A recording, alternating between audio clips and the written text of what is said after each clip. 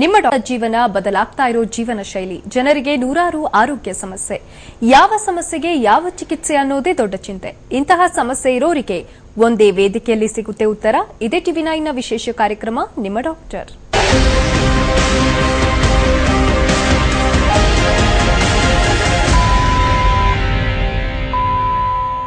ಮಗು ಬೇಕು ಅನ್ನೋದು ಪ್ರತಿ ದಂಪತಿಯ ಆಸೆ. ಅದರಲ್ಲೂ ತಾಯ್ತನದ ಸವಿ ಅನುಭವ ಅನ್ನೋದು ಪ್ರತಿ ಮಹಿಳೆಯರ ಬದುಕಿನ ಪ್ರಮುಖ ಘಟ್ಟ. ಆದರೆ ಈ ಆಸೆ ಎಲ್ರಿಗೂ ಈಡೇರೋದಿಲ್ಲ. ಅದಕ್ಕೆ ಕಾರಣ ಸಂತಾನೋತ್ಪತ್ತಿ ಸಮಸ್ಯೆ. ಹಾಗಾದ್ರೆ ಸಂತಾನೋತ್ಪತ್ತಿ ಸಮಸ್ಯೆಗಿರೋ ವಿವಿಧ ಕಾರಣಗಳು ಏನು? ಇಲ್ಲಿದೆ ನೋಡಿ ಒಂದು ಸ್ಪೆಷಲ್ ರಿಪೋರ್ಟ್.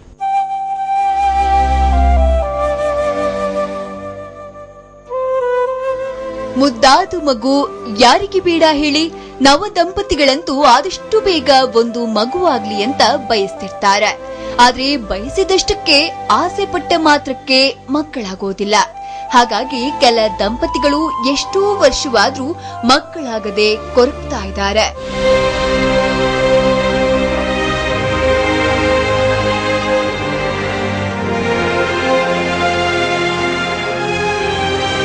ಮಕ್ಕಳಾಗದೇ ಇರುವುದಕ್ಕೆ ಹಲವು ಕಾರಣಗಳಿವೆ. ಅದರಲ್ಲಿ ಹೆಣ್ಣು ಮತ್ತು ಗಂಡು ಇಬ್ರು ಸಮನಾಗಿ ಕಾರಣರಾಗ್ತಾರೆ. ನಿಮ್ಗೆ ಗೊತ್ತಿರಲಿ, ಸಂತಾನೋತ್ಪತ್ತಿ ಸಮಸ್ಯೆಗೆ ಮಹಿಳೆ ಎಷ್ಟು ಕಾರಣಳು, ಪುರುಷನು ಅಷ್ಟೇ ಕಾರಣನಾಗ್ತಾನೆ. ದುರಂತ ಅಂದ್ರೆ ಪುರುಷನಿಗಿಂತ ಸಮಾಜದಲ್ಲಿ ಮಹಿಳೆಯೇ ಹೆಚ್ಚು ನೋವು ಅನುಭವಿಸೋದು, ಬಂಜೆಯನ್ನು ಬೇಡದ ಪಟ್ಟ ಕಟ್ಟಿಕೊಳ್ಳೋದು. ಮಕ್ಕಳಾಗದೇ ಇರುವುದಕ್ಕೆ ಮಾನಸಿಕ ಮತ್ತು ದೈಹಿಕ ಕಾರಣಗಳು ಕಾರಣ ಆಗುತ್ತವೆ. ಒತ್ತಡದ ಜೀವನ, ಸರಿಯಾದ ವಯಸ್ಸಿಗೆ ಮದುವೆಯಾಗದೆ ಮದುವೆಯನ್ನ ಮುಂದೂಡೋದು, ಮಗು ಬೇಕು ಅನ್ನೋ ಆಸೆಯನ್ನ ಪೋಸ್ಟ್ಪೋನ್ ಮಾಡೋದು, ಗರ್ಭ ನಿರೋಧಕ ಮಾತ್ರೆಗಳನ್ನ ಯಥೇಚ್ಛವಾಗಿ ತೆಗೆದುಕೊಳ್ಳೋದು, ಋತುಚಕ್ರದಲ್ಲಿ ಏರುಪೇರು, ಪದೇ ಪದೇ ಅಬಾರ್ಷನ್ ಮಾಡಿಸಿಕೊಳ್ಳೋದು ಹಾಗೂ ಹಾರ್ಮೋನಲ್ ಇಂಬ್ಯಾಲೆನ್ಸ್ ಕೂಡ ಮಕ್ಕಳಾಗದೇ ಇರುವುದಕ್ಕೆ ಕಾರಣವಾಗಬಹುದು.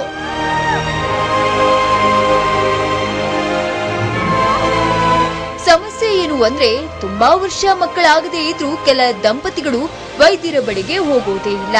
ಇದಕ್ಕೆ ಕಾರಣ ಮುಜುಗರ, ಟೆಸ್ಟ್ ಮಾಡಿಸಿಕೊಳ್ಳಲು ಹಿಂಜರಿಕೆ. ಆದ್ರೆ ಯಾವಾಗ ಮಗುವಾಗೋದು ತಡವಾದೀತೋ ಕೂಡಲೇ ವೈದ್ಯರನ್ನ ಕಂಡು ಸಮಸ್ಯೆ ಪರಿಹರಿಸಿಕೊಂಡ್ರೆ ಖಂಡಿತ ಮಗುವಾಗಬಹುದು. ಎಲ್ಲದಕ್ಕೂ ಮನಸ್ಸು ಮಾಡಬೇಕು ಅಷ್ಟೇ.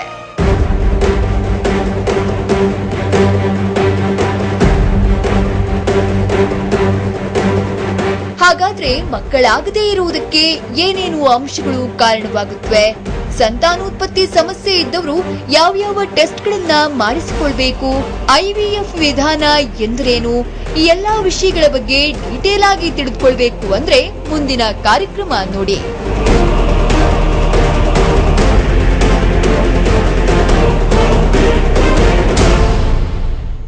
ವೀಕ್ಷಕರೇ, ಸಂತಾನೋತ್ಪತ್ತಿ ಸಮಸ್ಯೆಗೆ ಏನೇನ್ ಕಾರಣ, ಸಂತಾನೋತ್ಪತ್ತಿ ಸಮಸ್ಯೆ ಇದ್ದವರು ಯಾವ್ಯಾವ ಟೆಸ್ಟ್ಗಳನ್ನ ಮಾಡಿಸಿಕೊಳ್ಬೇಕು, ಏನೇನ್ ಚಿಕಿತ್ಸಾ ವಿಧಾನಗಳಿವೆ, IVF ವಿಧಾನ ಅಂದ್ರೇನು, ಈ ಎಲ್ಲಾ ವಿಷಯಗಳ ಬಗ್ಗೆ ಮಾತನಾಡಲು ನಮ್ಮ ಜೊತೆ ಇದ್ದಾರೆ ಗರ್ಭಗುಡಿ IVF ಸೆಂಟರ್ನ ವೈದ್ಯಕೀಯ ನಿರ್ದೇಶಕರಾದ ಡಾಕ್ಟರ್ ಆಶಾ ವಿಜಯ್. ಡಾಕ್ಟರ್, ಕಾರ್ಯಕ್ರಮಕ್ಕೆ ಸ್ವಾಗತ. ನಮಸ್ತೆ ಡಾಕ್ಟರ್, ಇತ್ತೀಚೆಗೆ ಬಂಜೆತನ ಅನ್ನೋದು ಪ್ರಮುಖ ಕಾರಣ ಆಗ್ತಾ ಹೋಗ್ತಾ ಇದೆ. ಏನಿದಕ್ಕೆ ಪ್ರಮುಖ ಕಾರಣ ಅಂತ ಹೇಳ್ತೀರಾ? ನೀವು ನೋಡ್ತಿರೋ ಹಾಗೇನೆ ಸ್ವಲ್ಪ ಒಂದು 10 ಇಯರ್ಸ್ ಮುಂಚೆಗೂ ಇವಾಗ್ಲಿಗೂ ಆಲ್ಮೋಸ್ಟ್ ಎಲ್ಲ ಆಸ್ಪೆಕ್ಟ್ಸಲ್ಲೂ ಜೀವನ ಶೈಲಿ ಚೇಂಜ್ ಆಗೋಗಿದೆ. ಆಹಾರ ತಿನ್ನೋ ರೀತಿ, ನಾವು ಮಲಗೋ ರೀತಿ, ಕೆಲಸ ಮಾಡೋದು, ಯಾವುದೇ ಆಸ್ಪೆಕ್ಟ್ ತಗೊಂಡ್ರು ಎಲ್ಲದರಲ್ಲೂ ಸುಮಾರು 50ರಿಂದ 60% ಅಷ್ಟು ಚೇಂಜಸ್ ಕಾಣ್ತಾ ಇದೆ. ಈ all these changes will show in our ದೈಹಿಕ ಮತ್ತು ಮಾನಸಿಕ ಮೇಲೆ ತೋರ್ಸೋದಕ್ಕೆ ಶುರು ಆಗಿದೆ. ಮಾನಸಿಕ ಒತ್ತಡ ಜಾಸ್ತಿ ಆಗ್ತಿದ್ದಂಗೆ, ದೈಹಿಕದಲ್ಲಿ ಪ್ರಾಬ್ಲಮ್ಸ್ ಜಾಸ್ತಿ ಆಗ್ತಿದ್ದಂಗೆ ಕಾಯಿಲೆಗಳೆಲ್ಲ ಜಾಸ್ತಿ ಆಗ್ತಾ ಇದೆ. ಮುಂಚೆ ಯಾರಿಗೋ ಒಬ್ರಿಗೆ ಡಯಾಬಿಟಿಸ್ ಇದೆ ಅಂತಂದ್ರೆ ಆಶ್ಚರ್ಯಪಟ್ಟು ಬಾಯಿ ಮೇಲೆ ಕೈ ಇಟ್ಕೊಳ್ಳೋರು. ಬಟ್ ಇವಾಗ ಬರೋ 10 ಜನದಲ್ಲಿ 8 ಜನಕ್ಕೆ ಆಲ್ರೆಡಿ ಡಯಾಬಿಟಿಸ್ ಡಯಾಗ್ನೋಸ್ ಆಗೋಗಿರುತ್ತೆ. ಡಯಾಬಿಟಿಸ್, ಹೈಪರ್ ಟೆನ್ಷನ್, ಥೈರಾಯ್ಡು, ಸ್ಥೂಲ ದೇಹ ಎಲ್ಲ ಜಾಸ್ತಿ ಆಗ್ತಿದ್ದಂಗೆನೆ ಇದೆಲ್ಲ ಇಂಡೈರೆಕ್ಟ್ ಕಾಸಸ್ ಫಾರ್ ಬಂಜೆತನ. ಸೊ ಮಕ್ಕಳಾಗೋ ಸಮಸ್ಯೆಗಳನ್ನು ಅದು ತಾನಾಗೇನೆ ಜಾಸ್ತಿ ಆಗ್ತಾ ಬರ್ತಾ ಇದೆ. ಆಮೇಲೆ ನಾವು ತಿನ್ನೋ ಆಹಾರದಲ್ಲಿ ಎಷ್ಟು EDF ಅಂತ ಒಂದು ಪ್ರಪೋರ್ಷನ್ ಅಲ್ಲಿ ಹಾಕಿರ್ತಾರೆ, ಎಂಡೋಕ್ರೈನ್ ಡಿಸ್ರಪ್ಟಿಂಗ್ ಫ್ಯಾಕ್ಟರ್ಸ್ ಅಂತ. ಇದೆಲ್ಲ ನಮ್ಮ ದೇಹದ ಮೇಲೆ, ಹಾರ್ಮೋನ್ಸ್ ಮೇಲೆ ತುಂಬಾ ಚೇಂಜಸ್ ಮಾಡ್ತಾ ಇದೆ ಯಾರಿಗೂ ಗೊತ್ತಿಲ್ಲದೇನೆ. Mobile rays, computer rays, stress, tension, ನಾವು ತಿನ್ನೋ ಊಟ, ಪ್ರಿಸರ್ವೇಟಿವ್ಸು, ಮಲ್ಗೋಕೆ ಸರಿ ಟೈಮ್ ಇಲ್ಲ, ಯಾವಾಗಲೂ ಓಡ್ತಿರೋ ಮನುಷ್ಯ, ಎಲ್ಲ ಫ್ಯಾಕ್ಟರ್ಸು ಸೇರ್ಕೊಂಡು ದೇಹದ ಮೇಲೆ ಎಲ್ಲ ಎಂಡೋಕ್ರೈನ್ ಆರ್ಗನ್ಸ್ ಮೇಲೆ ಚೇಂಜಸ್ ಕಾಣ್ತಾ ಇದೆ. ಸೊ ಇದು ಡಯಾಬಿಟಿಸ್, ಹೈಪರ್ ಟೆನ್ಷನ್, ಕ್ಯಾನ್ಸರ್ಸ್ ಬರ್ತಾ ಹೆಚ್ಚಾಗೋ ರೀತಿನೇ ಬಂಜೆತನ ಅನ್ನೋ ಒಂದು ಸಮಸ್ಯೆನೂ ಜಾಸ್ತಿ ಹೆಚ್ಚಾಗಿ ಹೋಗ್ತಾ ಇದೆ, ಬೋತ್ ಫಿಮೇಲ್ ಅಂಡ್ ಮೇಲ್ ಇಬ್ರಲ್ಲೂ. ಆಮೇಲೆ ನಾವು ನೋಡ್ತಿರೋ ತರ ಇವಾಗ ಹೆಂಗಸರು ಅವ್ರ ಫ್ಯಾಮಿಲಿನ ಸ್ಟಾರ್ಟ್ ಮಾಡೋದನ್ನೇ ಲೇಟ್ ಮಾಡ್ತಾ ಇದ್ದಾರೆ. ಮುಂಚೆ ಎಲ್ಲ 18-19 ವರ್ಷಕ್ಕೇನೆ ಪ್ರೆಗ್ನೆನ್ಸಿ ಆಗೋಗಿ 20 ವರ್ಷಕ್ಕೇನೆ ಎಲ್ಲ ಮಕ್ಕಳಾಗ್ದಿರೋ ಆಪರೇಷನ್ ಎಲ್ಲ ಮುಗಿಸ್ಬಿಡೋರು. ಬಟ್ ಆಲ್ಮೋಸ್ಟ್ ಇವಾಗ 26-27 ಆದ್ರೂ ಅವ್ರು ಬರೀ ವೃತ್ತಿಲೇ ಇರ್ತಾರೆ, ಫ್ಯಾಮಿಲಿ ಲೇಟರ್ ಅಂತ ಪೋಸ್ಟ್ಪೋನ್ ಮಾಡ್ತಿರ್ತಾರೆ. ಅದು ಒಂದು ಕಾರಣ ಬಂಜೆತನ ಜಾಸ್ತಿ ಆಗ್ತಿರೋದಕ್ಕೆ. ಕರಿಯರ್ ಮೇಲೆ ಕಾನ್ಸಂಟ್ರೇಟ್ ಮಾಡ್ತಾ ಮಕ್ಕಳು ಮಾಡ್ಕೊಳ್ಳೋದನ್ನ ಮುಂದೂಡ್ತಾ ಇದ್ರೆ ಅದು ಕೂಡ ಎಫೆಕ್ಟ್ ಆಗತ್ತೆ ಮಕ್ಕಳ. ಅದ್ರ ಬಗ್ಗೆ ನಿಮ್ಮ ಅನಿಸಿಕೆ ಏನು ಡಾಕ್ಟರ್ ಅಂತ? ಸುಮಾರು ಜನ ಇವಾಗ ಹೆಂಗಸರಿಗೆ ಅವ್ರದ್ದು ಎಜುಕೇಶನ್ ತುಂಬಾ ಮುಖ್ಯ, ಅವ್ರ ಕೆರಿಯರ್ ತುಂಬಾ ಮುಖ್ಯ, ತಾನ್ ಕಾಲ್ ಮೇಲೆ ನಿಂತ್ಕೋಬೇಕು, ಸ್ವಂತವಾಗಿ ದುಡಿಬೇಕು, ಬೇರೆಯವ್ರು ಯಾರ ಮೇಲೂ ನಾನು ಡಿಪೆಂಡ್ ಆಗಬಾರ್ದು, ಆ ತರ ತುಂಬಾ ಆಸೆಗಳಿದೆ. I really appreciate. ಆ ತರ ಇರ್ಲೇಬೇಕು, ಹೆಂಗಸರು ದುಡಿಲೇಬೇಕು, ತಮ್ಮ ಕಾಲ್ ಮೇಲೆ ನಿಲ್ಲೇಬೇಕು. I am really for it. But ಆದ್ರೆ ನಾನು ಹೇಳೋ ವಿಷಯ ಏನಂದ್ರೆ, ಹೆಂಗಸರಲ್ಲಿ ರೀಪ್ರೊಡಕ್ಟಿವ್ ಏಜ್ ಗ್ರೂಪ್ ಅಂತ ಒಂದು ಗ್ರೂಪ್ ಇದೆ. ಅಂದ್ರೆ ಅವ್ರ ಸಂತಾನೋತ್ಪತ್ತಿಗೆ ಆಗ್ಬೇಕಾಗಿರೋ ಒಂದು ಏಜ್ ಗ್ರೂಪ್. ಅದು 20-28 ತುಂಬಾ ಫರ್ಟೈಲ್ ಪೀರಿಯಡ್ ಇರ್ತಾರೆ. ಸೃಷ್ಟಿ ಮಾಡಿರೋದೇ ಆ ತರ ನೇಚರ್ ನಮ್ಗೆ. 28 ದಾಟ್ತಾ ಇದ್ದಂಗೆ ಅಂಡಾಣುಗಳ ಪ್ರಮಾಣ, ಮೊತ್ತ, ಅದರದ್ದು ಕ್ವಾಲಿಟಿ, ಕ್ವಾಂಟಿಟಿ ಎಲ್ಲ ಕಮ್ಮಿ ಆಗ್ತಾ ಬರುತ್ತೆ. ನಾನ್ ನೋಡ್ತಿರೋ ತರ ನನ್ನ ಪ್ರಾಕ್ಟೀಸ್ ಅಲ್ಲಿ ಸುಮಾರು ಜನ ಹೆಂಗಸರಿಗೆ ಇದರದ್ದು ಐಡಿಯಾ ಇಲ್ಲ. ವೀರ್ಯಾಣುಗಳು ಹೆಂಗೆ ಗಂಡಸರಿಗೆ 50 years ವರೆಗೂ ಇರುತ್ತೋ ಅದೇ ತರ ನಮ್ಗೂ ಪ್ರಿಸರ್ವ್ ಆಗ್ಬಿಟ್ಟಿರುತ್ತೆ ಅಂತ ಒಂದು ತಪ್ಪು ಕಲ್ಪನೆಯಲ್ಲಿದ್ದಾರೆ. ನಾನು ಇವತ್ತು ಇದನ್ನೇ ಸ್ಟ್ರೆಸ್ ಮಾಡಬೇಕು ಅನ್ಕೊಂಡಿರೋದು. 20-28 ಏಜ್ ಗ್ರೂಪ್ ಇಂದ ದಾಟ್ದವರು ಅವ್ರ ಹೆಡ್ ಒಳಗಡೆ ಅಲಾರ್ಮ್ ಬೆಲ್ಸ್ ರಿಂಗ್ ಆಗಕ್ಕೆ ಶುರು ಆಗ್ಬೇಕು. ನಾನು ಇಮಿಡಿಯೇಟ್ ಹೋಗಿ ನನ್ನ ಡಾಕ್ಟರ್ ಹತ್ರ ತೋರಿಸ್ಕೋಬೇಕು, ನಂದು ಎಗ್ ರಿಸರ್ವ್ ಎಷ್ಟಿದೆ ಅಂತ ನೋಡ್ಕೋಬೇಕು, ನಾನು ಫ್ಯಾಮಿಲಿ ಫಸ್ಟ್ ಮಾಡ್ಕೋಬೇಕು, ಕೆರಿಯರ್ ಯಾವ್ದನ್ನ ನಾನು ಪ್ರಯಾರಿಟಿ ಕೊಡಬೇಕು ಅಂತ ಯೋಚನೆ ಮಾಡೋದನ್ನ ಸ್ಟಾರ್ಟ್ ಮಾಡ್ಬಿಡ್ಬೇಕು 27-28 ದಾಟ್ತಿದ್ದಂಗೆನೆ. ಅದು ತುಂಬಾ ಇಂಪಾರ್ಟೆಂಟ್ ಈ ಹೆಂಗಸರಲ್ಲಿ. ಸರಿ ಡಾಕ್ಟರ್, ಸಂತಾನೋತ್ಪತ್ತಿ ಸಮಸ್ಯೆಗೆ ಗರ್ಭಗುಡಿಯಲ್ಲಿ ಏನೆಲ್ಲ ಟ್ರೀಟ್ಮೆಂಟ್ಗಳಿದೆ ಅದ್ರ ಬಗ್ಗೆ ಕೂಡ ನಾನು ನಿಮ್ಮ ಜೊತೆ ಚರ್ಚೆನ ಮುಂದುವರಿಸ್ತೀನಿ. ಈಗ ಕಾರ್ಯಕ್ರಮದಲ್ಲಿ ಚಿಕ್ಕ ವಿರಾಮ.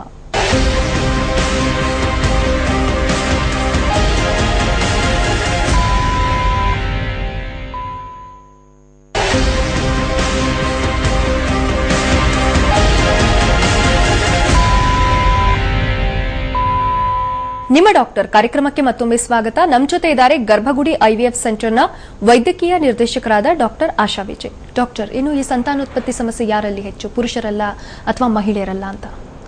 ಒಂದು ಸಂತಾನೋತ್ಪತ್ತಿ ಪ್ರಾಬ್ಲಮ್ ಬಂದಿದೆ ಅಂದ ತಕ್ಷಣ ಗಂಡು ಮತ್ತು ಹೆಣ್ಣು ಸಮಾನ ರೀತಿಯಲ್ಲಿ ಅವರು ಕಾರಣರಾಗ್ತಾರೆ.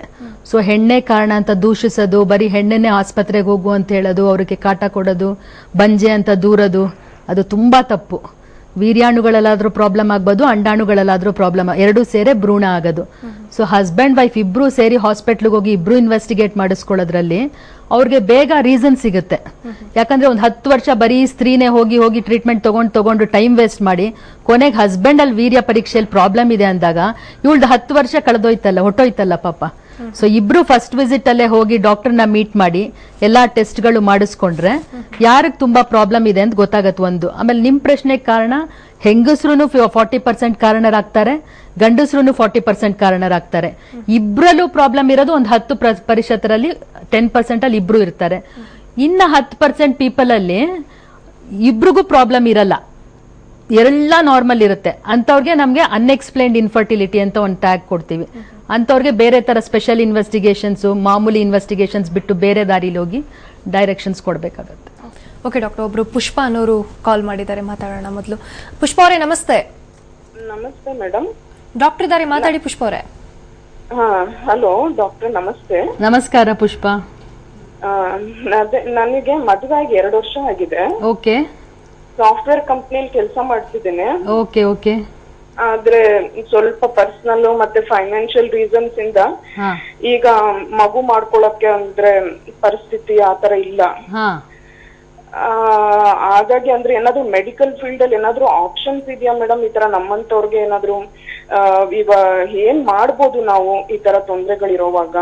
ಏನಾದ್ರು ಆಪ್ಷನ್ಸ್ ಇದೆಯಾ? ಪುಷ್ಪ, ನಿಮ್ ಏಜ್ ಏನು? ನನ್ನ ಏಜ್ ಈಗ 30 years ಆಗ್ತಾ ಇದೆ ಮೇಡಮ್. 30. ನಿಮ್ ಯಜಮಾನ್ರಿಗೆ?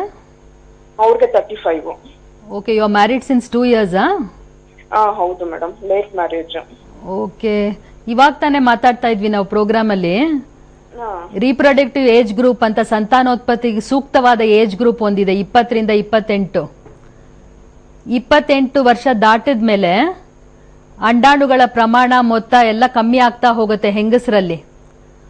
ಸೊ ನೀವು 30 ಇಯರ್ಸ್ ಕ್ರಾಸ್ ಆಗಿರೋದ್ರಿಂದ ತುಂಬಾ ಕೇರ್ಫುಲ್ ಆಗಿರ್ಬೇಕು.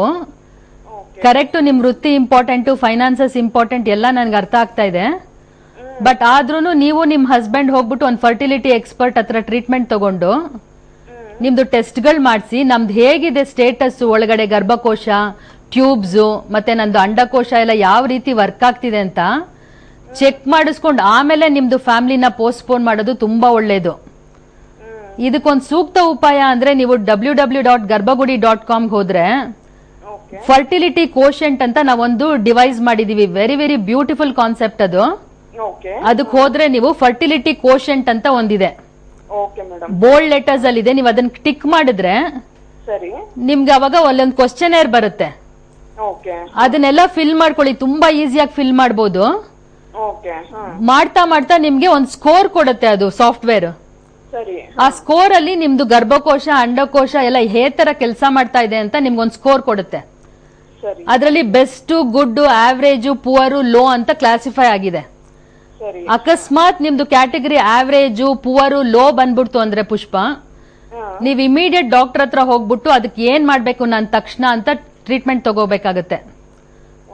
ಅಕಸ್ಮಾತ್ ನಿಮ್ಗೆ ಅದು ಫರ್ಟಿಲಿಟಿ ಕೋಶೆಂಟ್ ಅರ್ಥನೇ ಆಗ್ಲಿಲ್ಲ ಅಂತಂದ್ರೆ ನಮಗ್ ಫೋನ್ ಮಾಡಿದ್ರೆ ನಾವು ಗೈಡ್ ಮಾಡ್ತೀವಿ.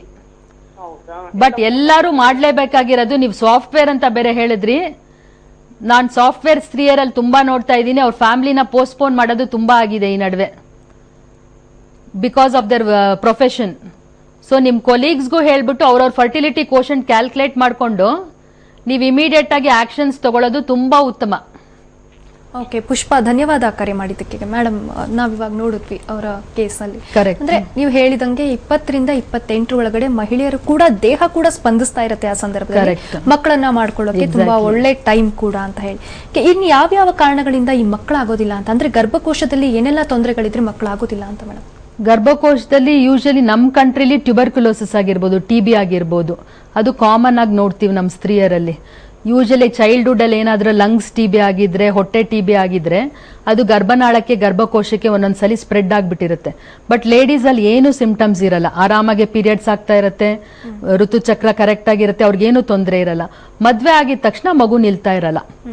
ಸೊ ಅಂತ ಟೈಮಲ್ಲಿ ಅವ್ರು ಡಾಕ್ಟರ್ ಹತ್ರ ಹೋಗ್ಬಿಟ್ಟು ಈ ಪ್ರೀವಿಯಸ್ ಹಿಸ್ಟ್ರಿ ಹೇಳಿದ್ರೆ ಡಾಕ್ಟರ್ಗೆ ಒಂದು ಕ್ಲೂ ಸಿಗುತ್ತೆ, ಇವ್ರಿಗೇನೋ ಪ್ರಾಬ್ಲಮ್ ಇತ್ತು ಮುಂಚೆ, ಸೊ ನಾನು ಟೆಸ್ಟ್ ಮಾಡಬೇಕು ಅಂತ. ಗರ್ಭಕೋಶ TB ಅಫೆಕ್ಟ್ ಆಗಿದ್ದಾಗ ಒಳಗಡೆ ಪದರ ಒಂದು ಸರಿಗ್ ಬೆಳವಣಿಗೆ ಆಗಲ್ಲ, ಭ್ರೂಣ ಎಲ್ಲಿ ಕಚ್ಕೊಂಡು ಬೆಳವಣಿಗೆ ಆಗತ್ತೋ ಆ ಲೇಯರ್ ಡೆವಲಪ್ ಆಗಲ್ಲ. ಸೊ ಒಳಗಡೆಯಿಂದ ಒಂದು ಸ್ಮಾಲ್ ಪೀಸ್ ತೆಗೆದು ನಾವು TB ಪರೀಕ್ಷೆಗೆ ಕೊಟ್ರೆ TB ಇದೆ ಅಂತ ಗೊತ್ತಾಗ್ಬಿಟ್ರೆ ಅವ್ರು 6 ರಿಂದ 9 ತಿಂಗಳು ಟ್ರೀಟ್ಮೆಂಟ್ ತಗೊಂಡ್ರೆ ನೆಕ್ಸ್ಟ್ ಅವ್ರಿಗೆ ಈಸಿಯಾಗಿ ಮಗು ಆಗೋ ಚಾನ್ಸಸ್ ಇರುತ್ತೆ. ಅದೊಂದು ಕಾರಣ. ಮತ್ತೆ ಗರ್ಭಕೋಶದಲ್ಲಿ ಫೈಬ್ರಾಯ್ಡ್ಸ್ ಅಂತ ದೊಡ್ಡ ದೊಡ್ಡ ಗೆಡ್ಡೆಗಳು ಬರುತ್ತೆ.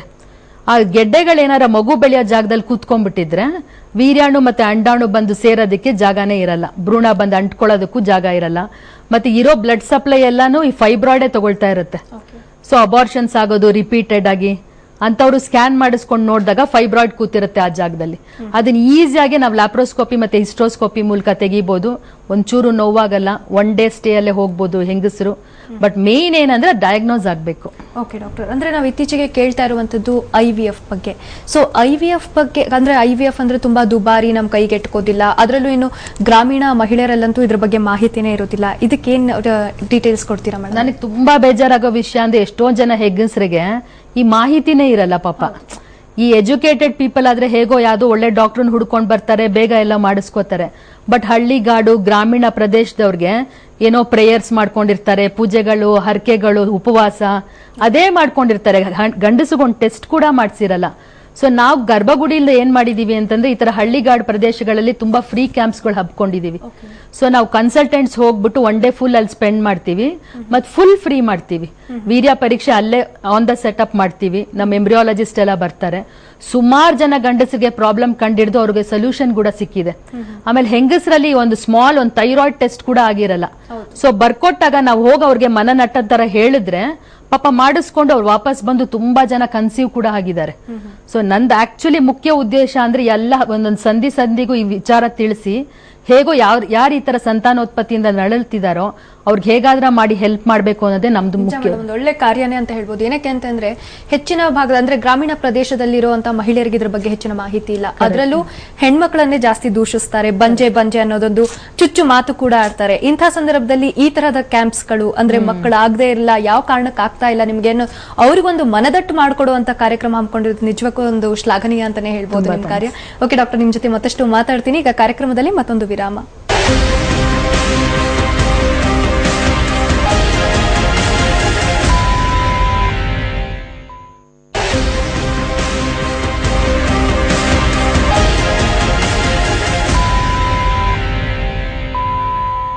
ನಿಮ್ಮ ಡಾಕ್ಟರ್ ಕಾರ್ಯಕ್ರಮಕ್ಕೆ ಮತ್ತೊಮ್ಮೆ ಸ್ವಾಗತ. ನಮ್ಮ ಜೊತೆ ಇದ್ದಾರೆ ಗರ್ಭಗುಡಿ IVF ಸೆಂಟರ್ನ ವೈದ್ಯಕೀಯ ನಿರ್ದೇಶಕರಾದ ಡಾಕ್ಟರ್ ಆಶಾ ವಿಜಯ್. ಡಾಕ್ಟರ್, ಇನ್ನು ಗರ್ಭಗುಡಿಯಲ್ಲಿ ನೀಡಿರುವಂತಹ ಚಿಕಿತ್ಸೆಯಿಂದ ಯಾರ್ದಾದ್ರೂ ಕನಸು ನನಸಾಗಿರುವಂತಹ ದಂಪತಿಯ ಉದಾಹರಣೆ ಏನಾದ್ರೂ ಇದೆಯಾ ಅಂತ? ತುಂಬಾ ಕನಸುಗಳು ನನಸಾಗಿರೋ ದಿನ ನಾವು ಸೆಲೆಬ್ರೇಷನ್ಸ್ ಮಾಡ್ತೀವಿ. ಪೇಷಂಟ್ಸ್ ಬಂದು ಅವ್ರ ಗರ್ಭಿಣಿ ಆಗಿದೆ ಅಂತ ನ್ಯೂಸ್ ಬಂದ ತಕ್ಷಣ ಬಂದು ನಮ್ಮನ್ನ ತಬ್ಕೊಳ್ಳೋದು, ಅಳೋದು, ಕಾಲ್ ಮುಟ್ಟೋದು, ಅದು ಎವ್ರಿ ಡೇ. ಇದು ನಮಗೂ ತುಂಬಾ ಮನನಾಟುತ್ತವೆಲ್ಲ.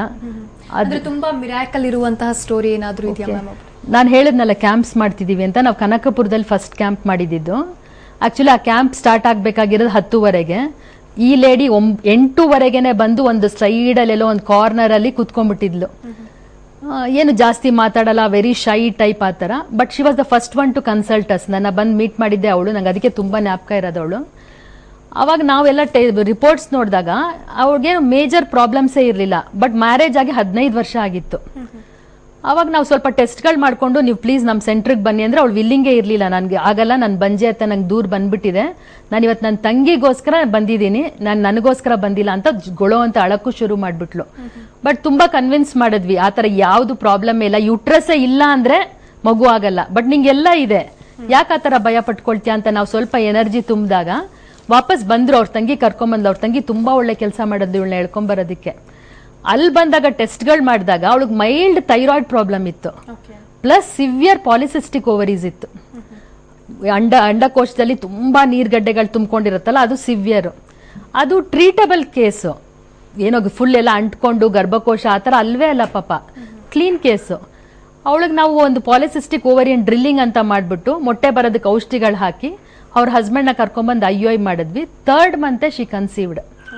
15 ವರ್ಷ ಅವಳಿಗೆ ಅಕ್ಕಪಕ್ಕದ ಮನೆಯವ್ರು ಎಷ್ಟು ಕೋಲ್ಡ್ ಇಟ್ಕೊಂಡಿದ್ದಾರೆ, ಕಾಟ ಕೊಟ್ಟಿದ್ದಾರೆ ಅಂದ್ರೆ ಅವಳು ಒಂದ್ ದಿವಸನೂ ಅಳದೆ ಬಿಟ್ಟಿಲ್ವಂತೆ. ಆ ತರ ಇದು ಹಾಕ್ಬಿಟ್ಟಿದ್ರು ಅವಳ ಮೇಲೆ ಬ್ಲೇಮ್. ಅವಳು ಕನ್ಸೀವ್ ಆದಾಗ ಅವಳು ನಾವು ಸ್ಕ್ಯಾನ್ ಅಲ್ಲಿ ಮಗು ಹಾರ್ಟ್ ರೇಟ್ ತೋರ್ಸೋವರೆಗೂ ಅವಳು ನಂಬೇ ಇರ್ಲಿಲ್ಲ. ಈಗ ಮುದ್ದಾದ ಹೆಣ್ಣು ಮಗು ಇಟ್ಕೊಂಡಿದ್ದಾಳೆ. ಸುಮಾರು ಒಂದೊಂದ್ಸಲಿ ಬರ್ತಾ ಇರ್ತಾರೆ. ಅದರಲ್ಲೂ ಮಹಿಳೆಯರಿಗೆ ಒಂದು ಮಾರ್ಗದರ್ಶನ ಅನ್ನೋದು ಇದ್ದೇ ಇರಬೇಕಾಗತ್ತೆ. ಕರೆಕ್ಟ್. ಓಕೆ, ಇನ್ನು ಈ IVF ಎಲ್ಲ ಮಾಡಿಸ್ಕೊಳ್ಳೋದು ಅಂತ ಹೇಳ್ತಾರೆ. IVF ತುಂಬಾ ಸರಿ ಮಾಡಿಸ್ಕೊಂಡ್ರೆ ಮಕ್ಕಳಾಗೋದಿಲ್ವಾ ಮುಂದೆ? ಅದೇನಾದ್ರೂ ಗರ್ಭಕೋಶಕ್ಕೆ ಏನಾದ್ರೂ ತೊಂದರೆ ಆಗತ್ತಾ ಅಂತ ಹೇಳಿ? ಆ ಥರ ಏನಿಲ್ಲ, ಅದೆಲ್ಲ ಮೂಢನಂಬಿಕೆಗಳಷ್ಟೇ. ಈಗ IVF ಮಾಡೋದೇ, ನಾವು ಪೇಷಂಟ್ ಒಬ್ರು ಬಂದ ತಕ್ಷಣ ನಿಮ್ಗೆ IVF ಮಾಡ್ತೀವಿ ಅಂತ ಯಾರು ಹೇಳಲ್ಲ, ಯಾವ ಸೆಂಟ್ರು ಹೇಳಲ್ಲ. ಫಸ್ಟ್ ಅವ್ರನ್ನ ಇನ್ವೆಸ್ಟಿಗೇಟ್ ಮಾಡ್ತೀವಿ. ಅವ್ರಿಗೆಲ್ಲ ನಾರ್ಮಲ್ ಇದ್ದು ಬರೀ ಒಂದು ಹಾರ್ಮೋನ್ ಇಂಬ್ಯಾಲೆನ್ಸ್ ಇದ್ರೆ ಅವ್ರ ಮನೇಲೆ ಕಾಂಟ್ಯಾಕ್ಟ್ ಇಟ್ಕೊಂಡು ಹಸ್ಬೆಂಡ್ ವೈಫು ಡಾಕ್ಟರ್ದು ಸ್ವಲ್ಪ ಸಲಹೆಯಿಂದ ಅವ್ರು ಕನ್ಸೀವ್ ಆಗ್ಬಿಡ್ತಾರೆ. ಅದರದ್ದು ನೆಕ್ಸ್ಟ್ ಸ್ಟೇಜು IUI. ಅದು ಸಿಂಪಲ್ ಪ್ರೊಸೀಜರು. ಸುಮಾರು ಜನ ಒಂದು 20-25% ಅದರಲ್ಲೇ ಕನ್ಸೀವ್ ಆಗ್ಬಿಡ್ತಾರೆ. ಈ ಎಲ್ಲ ಘಟ್ಟಗಳು ದಾಟಿ ಗರ್ಭನಾಳಗಳೆಲ್ಲ ಕ್ಲೋಸ್ ಆಗ್ಬಿಟ್ಟು IUI ಎಲ್ಲ ಸಕ್ಸಸ್ ಆಗ್ತಿಲ್ಲ ಅನ್ನೋರ್ಗೆ ಮಾತ್ರ ನಾವು IVF ಸಜೆಸ್ಟ್ ಮಾಡ್ತೀವಿ. ಈ ಗರ್ಭನಾಳ ಕ್ಲೋಸ್ ಆಗೋದು ಯಾಕೆ ಮ್ಯಾಮ್? ಬ್ಲಾಕೇಜ್ ಆಗೋದು ಯಾವ ಕಾರಣಕ್ಕೆ ಅಂತ? ಸುಮಾರು ಜನ ಹೆಂಗಸರಿಗೆ ಯೋನಿಯಿಂದ ಇನ್ಫೆಕ್ಷನ್ ಮೇಲ್ ಹೋದಾಗ, ಗರ್ಭಕೋಶದಿಂದ ಇನ್ಫೆಕ್ಷನ್ ಗರ್ಭನಾಳಕ್ಕೆ ಹೋದಾಗ, ಗರ್ಭನಾಳ ತುಂಬಾ ಸಣ್ಣದಿರುತ್ತೆ. ಸೊ ಅಲ್ಲಿ ಒಂದು ಮೈಲ್ಡ್ ಇನ್ಫೆಕ್ಷನ್ ಹೋಗಿ ಅದು ಟ್ರೀಟ್ಮೆಂಟ್ ಆಗಿಲ್ಲ ಅಂದ್ರೂ ಅದು ಹೀಲ್ ಆಗಿದಾಗ ಅದು ಕ್ಲೋಸ್ ಆಗ್ಬಿಡುತ್ತೆ. ಸುಮಾರು ಸಲ ನಾವು ಅದನ್ನ ಕ್ಯಾನ್ಯುಲೇಟ್ ಮಾಡಿ ಓಪನ್ ಮಾಡ್ಬೋದು. ಕ್ಲೋಸ್ ಆಗಿದ ತಕ್ಷಣ ನನ್ನ ಲೈಫೇ ಮುಗ್ದೋಯ್ತು ಅನ್ನೋದಲ್ಲ. ಡಾಕ್ಟರ್ ಹತ್ರ ಹೋಗಿ ಸಲಹೆ ಪಡಿಬೇಕು. ಅದು ಓಪನ್ ಮಾಡ್ಬೋದು. ಓಪನ್ ಮಾಡಕ್ ಸ್ಥಿತಿಲೇ ಇಲ್ಲ ಅಂದಾಗ ಮಾತ್ರ IVFಗೆ ಹೋಗ್ತೀವಿ. ರಿಪೀಟೆಡ್ ಆಗಿ IVF ಫೇಲ್ಯೂರ್ ಆಗ್ತಾ ಇದೆ ಅಂದ್ರೆ ಅವ್ರಿಗೆ ಬೇರೆ ಏನೋ ಕಾರಣ ಇರುತ್ತೆ. ಅಂಟ್ಕೊಳ್ತಿಲ್ಲ ಭ್ರೂಣ, ದೇಹ ನಂದು ಅಂತ ಆಕ್ಸೆಪ್ಟ್ ಮಾಡ್ತಿಲ್ಲ, ಹೊರಗಾಕ್ಬಿಡ್ತಾ ಇದೆ, ಆಂಟಿಬಾಡೀಸ್ ಎಲ್ಲ ಚೆಕ್ ಮಾಡ್ಬೇಕಾಗತ್ತೆ, ಅದೆಲ್ಲ ಬೇರೆ. ಇನ್ನು ಕೆಲವರು ಈಗ ಸದ್ಯಕ್ಕೆ ಮಕ್ಕಳು ಬೇಡ ಅಂತ ಟ್ಯುಬೆಕ್ಟಮಿ ಮಾಡಿಸ್ಕೊಂಡಿರ್ತಾರೆ, ಆನಂತರ ಮಕ್ಕಳು ಬೇಕು ಅಂತ ಅನ್ಕೊಳ್ತಾರೆ.